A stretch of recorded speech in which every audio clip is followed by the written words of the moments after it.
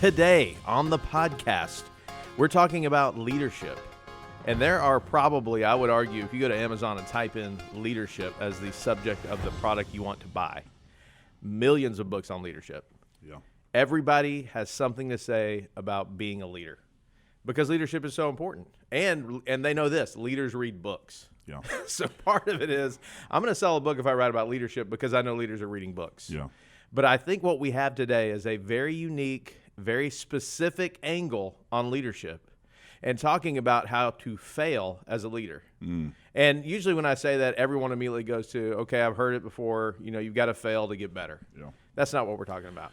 I'm almost sure most of you have not heard what we're going to talk about today. I think, yeah, today's content is going to be some of the best I think you've heard on the podcast. That's Okay, a pretty bold strong statement. statement. I don't know about that, but I will say it's something I just discovered and have been sharing with our team here presently. So this is I like setting the hot, bar high. off the press, fresh content. Okay, so here's the thing. Every person listening is a leader. You are leading something. Because somebody say, well, I don't run a company. I don't have a business. I don't manage. Well, we all are leaders. Number one is you're managing yourself. Mm-hmm. Number two is you're managing and leading your family. Yes. Number three is you're leading your business or the place you work. So everybody's in leadership. What about the single guy who's still living in his mother's basement? Yeah, he's a bad leader. Maybe. Well, it depends on how old What he is he leading? Depends on how old his he pet is. hamster. Depends on how old He's he leading his crew in Modern Warfare when he's playing. That's leadership. That is That's leadership. Okay. That's leadership. But that's not the kind of leadership I'm talking Okay, yeah. about Different today. kind of leadership. That's not Got it. modern Got warfare it. leadership. We're talking about leadership in the sense of everybody's a leader. You're either a good leader or you're not, or you're a bad leader. I'll just say it. You're a good leader or a bad leader. Okay. When I came to Long Hollow, let's use our church as the test case. 2015. In 2015. Winter of 2015. I made the mistake personally, this is a personal thing, I made the mistake personally that most leaders make in a sense, and that is we use the same leadership strategy in every situation we encounter, okay? And so let me just pull over and share with you where I'm coming from. So I got turned on to this book recently called Three Triangle Leadership, okay? Three Triangle Leadership. Okay, and then I read that book, and it was great. And then I found the backstory or the precursor to that, which was Red Zone, Blue Zone. I just ordered this book. Yeah, I haven't read it yet. Are you going to spoil the whole thing for me today? Yes, I'm going to spoil the whole thing. Red Zone, Blue Zone. Okay, and what the book? So I thought I was reading a book about conflict management because that's what the book's about: how to manage conflict, and it tells this. I think it's a fictitious story, but it's a story about a father and a son. The father has a business; he's giving it to his son, and there's a lot of animosity between the father and the son. There's a lot of problems with the people in the office. There's a lot of problems with the employees. I mean, just everything's not going right. And the son is trying to use one level or one strategy to fix the problems like most people do, okay? And what this book is showing, and this is so good to think about, there is a triangle of leadership. So I want you to think of this triangle in your mind. Okay. Okay? I'm thinking of a triangle. Think of a triangle. Okay. On the left side of the triangle, you have what's called tactical leadership. Okay. Okay. On the right side, you have strategic leadership. Okay. And at the bottom, the base, which is where we all want to get to, the base is, take a guess. Transformational Ooh, leadership. transformational leadership. You may have heard me talk about this before, but I may have heard it before. You may have heard it before. Yeah. Okay. Transformational leadership. Now, here's the challenge, or here's what the authors say. 90% of people listening, including me, including you, are going to resort to using one area of leadership, one strategy, if you will. Which one do you think it is? Is it tactical, strategic, or transformational? For me, I'm going to say tactical. Ooh. Now, for you, that fits. Yeah. Being in the Marines. Well, I just want to get stuff done, and I know I can get it done. You think that's because of your background in the Marines? Maybe. Okay. Maybe. I think it's probably just, I know, hey, if I want something done, I can get it done myself. And that's weak. I don't think that's a strong leadership thing. I just think that's what I do. Right, That's you my get default. done. Okay, so let's define tactical. And you're right, 90% of people lead. Thank goodness. Yeah, every situation. guess. Yeah, you're in the majority, so feel good about yourself. All of us listening, most of us in here are in the 90 percentile, okay? Yeah. Meaning you see a problem in your church, you see a problem in your discipleship groups, and this is going to lead to discipleship. So you have to hang all the way to the end for the Yes. kind of the Easter egg, if you will, at the end. I like that. Yeah, the Easter egg. Okay, so the first one is tactical. What a tactical leader does is, a tactical approach is you see a problem, you find a solution. Okay, so let me give you an example. The bathroom toilet stops up over Thanksgiving. Wow, that's a pretty graphic illustration. I'm not saying it happened at my house, but it may have. May have. With guests in the house. It wasn't me, just for the record, but the toilet stopped up. Now, you have two choices at that moment, okay? You have two choices. I would seem to me you only have one choice. Okay, you have one choice. But what are the two choices? Okay, I want to know. The first choice. The first Please, choice tell me what the two choices Well, are. the first choice is you fix it yourself. Okay. And if that doesn't work, Yes. you do what? I don't know. What do you do? You call a plumber. Yes. Really? Yeah. Oh, yeah, I've had to call a plumber. Wow. What did y'all have for dinner at Thanksgiving? Well, if I may it was a spread. I will say it was a big spread. Okay, but it wasn't me. It was actually a guest. But anyway, Cajun Chris. Is this a family member that you love and care about? I will not mention the name of the family member that lives in the house behind. But Was this anyway, an adult or a child? Okay, this moving is an on. adult. Moving Okay, on, moving but right here's the along. thing. But here's the thing. So if you have a problem, let's say the toilet Yes. breaks, what do you do? Fix it. Yeah, or call a plumber. Or okay? call a plumber. But I'm not. You and I like to call people. Okay. Yes. For example, your gutter is filled up with leaves. Why would I do it? Exactly. So what do you do? I find someone else to do it, or I call somebody. Okay, that's a tactical approach. Here's the question you're asking with a tactical approach to leadership. You're asking the question, what is wrong? Okay. So let's bring it to the church. So what does this look like in the church? So when I came to Long Hollow, I came from a church that, in a sense, in 7 years, we moved to be a disciple-making church. Yeah. Okay, so over 7, it took a long time, but moved to where discipleship at Brainerd Baptist, the church I was pastoring, was not just a ministry of the church, it was the ministry of our church. Everybody talked about discipleship. In fact, if you weren't making disciples and in a discipling relationship, you were the outsider in a sense. It was abnormal for you, where in most churches, and those listening would say, you're the minority. Yeah. Those in discipling relationships are the minority because everybody else is in worship and Sunday school and life groups and small groups and connect groups only, okay?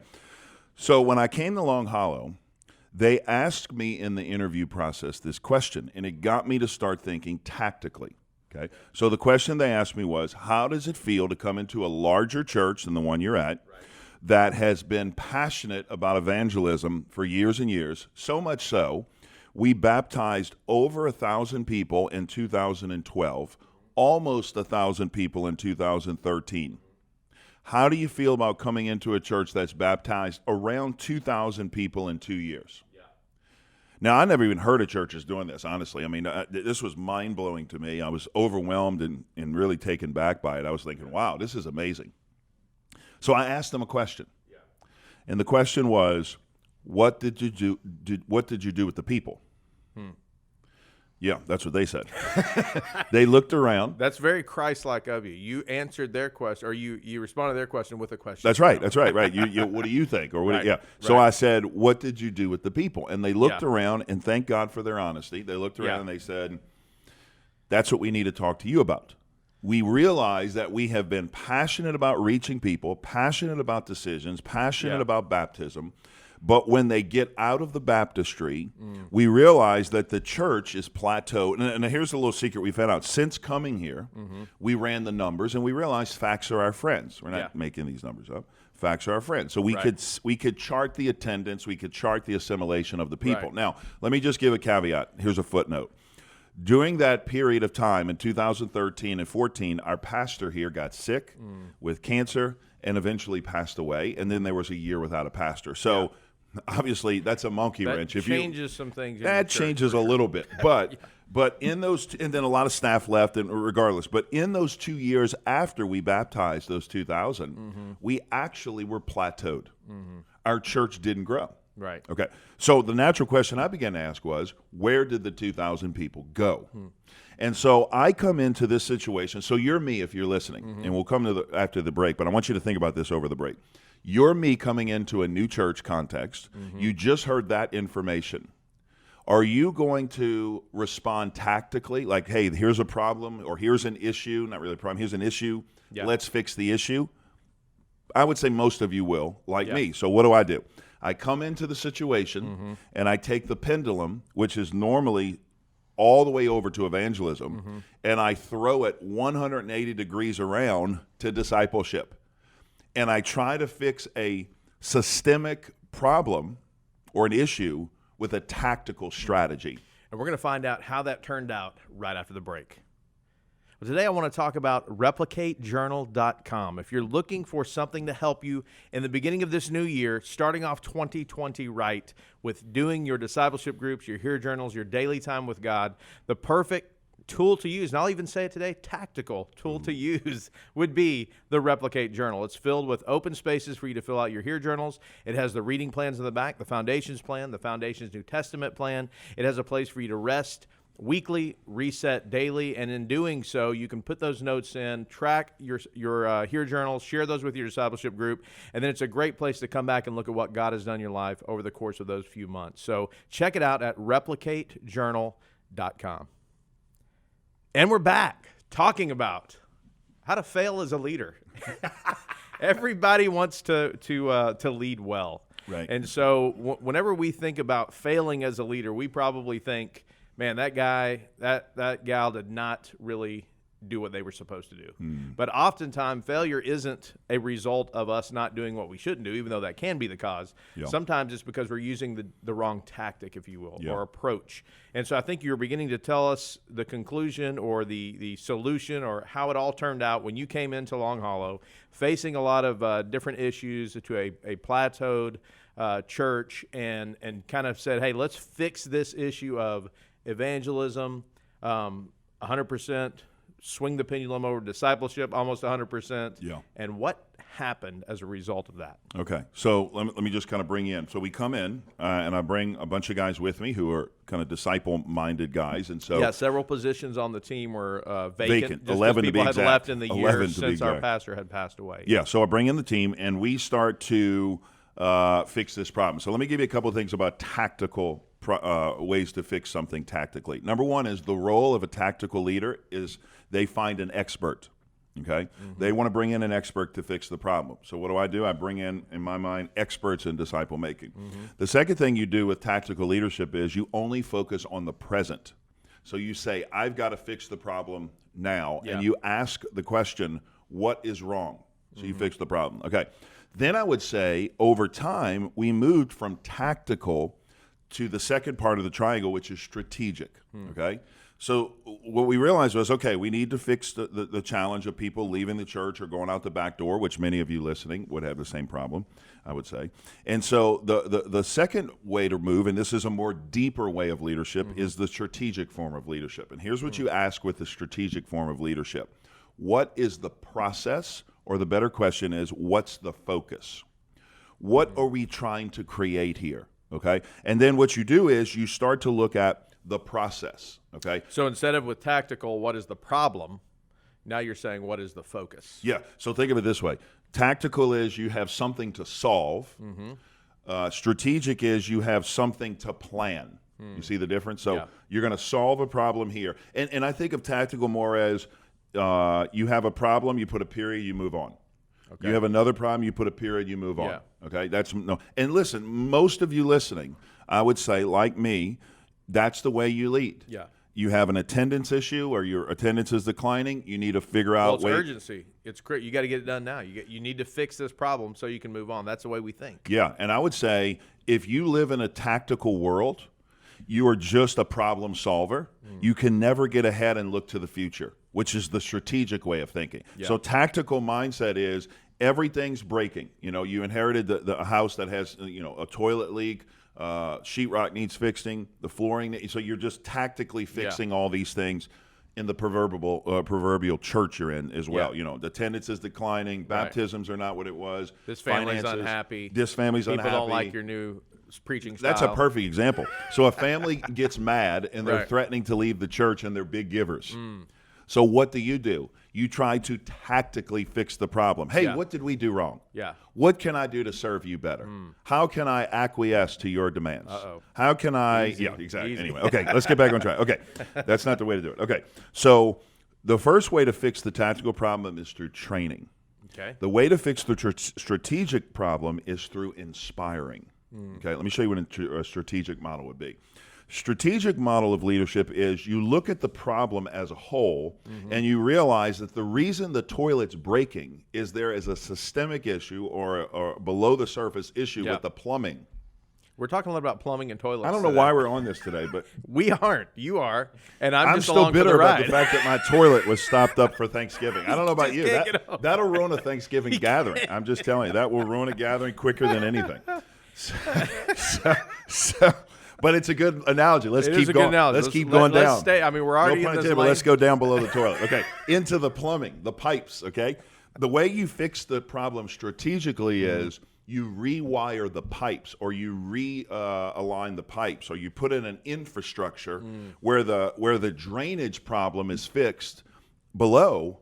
So you have a solution to the problem above, okay? So you see the difference? Tactical would be more of an expert approach, Okay. whereas strategic would be more of a synthesized approach, where you're trying to have synergy with all the moving parts to put them together, Okay. So you're asking this question, not what is wrong, you're asking the question, what is the focus? What are we trying to create? Now, at Replicate, we tell you this over and over. We say before you can make disciples, who make disciples. You have to know what kind of disciple you're trying to make, right? That's a good point. Yeah, and so what we do is we bring you through this exercise where, if you remember, we put a person on the board, and you should do this if you haven't with your teams yet. You put a person on the board, and you try to decide, and we did this for months and months with our team. We asked, what does a faithful disciple at Brainerd Baptist or Long Hollow Baptist or whatever church you're at, the First Baptist, whatever, First Methodist, whatever, Lutheran, whatever it is, what does a faithful disciple look like? And we came to the conclusion, if we could have someone in our church, the ideal church member, who had a worn-out Bible in one hand, who had a stamped passport in the other hand, who had their feet moving to the nations and neighborhoods, and their eyes focused on God. Like, if we could build an army, a membership of faithful followers of Christ like that who replicated their life, that would be the church anybody would want to pastor. Yeah. And I feel like that would be a church where Jesus would look down and say, well done, my good and faithful servant, right? Okay, so that's the goal. A strategic way of leadership identifies where you're going and determines a path to get there. Now, this is another thing we say, and we said this before, but it's worth mentioning. Good leaders, when they go into an organization, and we can't say this enough, it's so crucial. Good leaders go into an organization, a church, a nonprofit, a ministry, and they do three things. And I would even say you probably need to do this every year. You probably need to audit your ministry, audit your organization, audit your church, to make sure you're still going after the goal you set and the plan's working. Okay, so here's the pop quiz. I know it's early. What do good leaders do? They all start with D's. All start with D's. Can we get a clock, please? Time clock. Oh, boy. A time clock. Am I supposed to be answering this? They delegate. Is that one of them? No. You get 2 more shots. We are going south. All right, let me help you. Let me give you the verse. Is this Family Feud? Can I? No, this is Jeopardy. The survey this is says. Jeopardy. No, this is not Family Feud. This is Jeopardy. Okay. Okay, make it sure. What is no? Okay, here's it. The first one is this. You define what? You define the destination. Close. Man. 0 for 2. You define. Dylan, can you help him out, please? Because I need help, Dylan. Does please. anyone in the room Dylan know what the starts first with one a D. is? I want to say maybe it's define reality. Oh, Dylan. whew. Ice cream sandwich for Dylan today. Wow. Nice. Well, see, I haven't had coffee this morning. I'm drinking my Pellegrino with no caffeine. Why? I've got coffee help. and I've got Coke Zero. And it shows. I am amped up today. All right, well, you're amped up. We need to wrap this up. No, we're going to Let's do this in finish 2 parts because I got way more to talk about. We have a whole third element of leadership. I'm trying to get people hanging on to the next Yes, episode. yes. Because you're going to want to hear what happened at Long Hollow. I want to hear. Okay. You've lived it. What are you talking about? Okay. So we're going to finish with this. Okay. So the good leader defines reality. Yes. Okay. You go into your organization and you audit, in a sense, not financially, but practically, process-driven, program-driven audit. Define reality. This is who we say we are. Yeah. This is what we say we're doing, but we're really not doing that. Okay. Define reality. Facts are our friends. Numbers don't lie. Unless you manipulate the numbers. But anyway, that's a whole other podcast for another day. Okay. Yeah. Define reality. Number 2, you determine the destination. I knew that was in there somewhere. This is the strategic approach. So you determine, you got those words right. You determine a destination. You say, this is where we're taking our church. Our church is going to be X, a disciple-making church who reaches the lost and disciples the saved. That's our church model. This is where we're going. And then here's the strategic approach. Then you back up from the end and you chart steps that it takes in order to get there. So what you do is you develop a strategy or develop a process. Okay, let me show you how you do this. So if the goal of the church is to be a disciple-making church that is equipping the saints to do the work of ministry, then you have to create environments whereby people are learning to own their faith and take responsibility for their beliefs. Those environments we know are discipleship groups and life groups. Okay, so then you back it up again. What gets in the way of discipleship groups and life groups? Programs, Bible studies, every event on the church calendar, good events, albeit great events. Sure. And then you start to realize that the enemy of great is best, or the enemy of great is good. Sorry. Yeah. The enemy of best is okay. Okay, and there's a lot of okay ministries, a lot of good ministry. So what you do is you start realizing that you're not going to be impressed with successes in your church that don't accomplish the goal that you set out to accomplish. And then you realize, okay, these are the ministries that get in the way. These are the programs. We're going to eliminate or repurpose, as we say, those programs. And then we're going to start it with a kickoff in January. And then now I've got to lead through that. And then that's the plan. And so that's a strategic approach. But here's the thing. That's not the greatest way to change a culture and to lead as a leader. We're going to have to wait until next week. The greatest way is coming up, and it's the transformational leader. For part 2 of how to fail as a leader. As always, thanks for listening to the podcast. If you wouldn't mind, give us a 5-star rating on your favorite podcast listening app. Also, if you want to check us out on YouTube, you can go to our YouTube channel. Just search for Replicate Ministries. Do us a favor and subscribe to the channel. And we appreciate you listening and watching whenever you get the chance.